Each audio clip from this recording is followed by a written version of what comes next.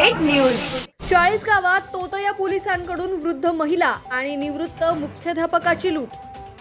40गाव शहरात पुन्हा एकदा तोतया पोलिसांच्या भामट्यांनी वृद्ध नागरिकांना लुटल्याच्या 2 घटना घडल्या आहेत। धुळे रोडवरील राखुंडे नगर या परिसरामध्ये वयोवृद्ध लीलाबाई ज्ञानेश्वर पाटील यांना मोटरसायकलवरून आलेल्या तिघांनी आपण पोलीस असल्याचं सांगत अंगावरील जवळपास 9 तोळ्यांचे सोन्याचे दागिने हात चालाकीने लंपास केलेत।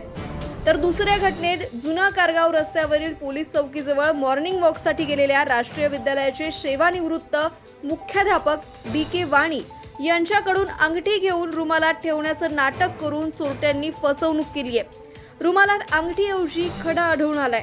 या दोनही प्रकरणी शहर पोलीस ठाण्यामध्ये तक्रारी दाखल करण्यात आल्या असून पुढील तपास सुरू आहे। Bureau report Murad Patel, 40गाव।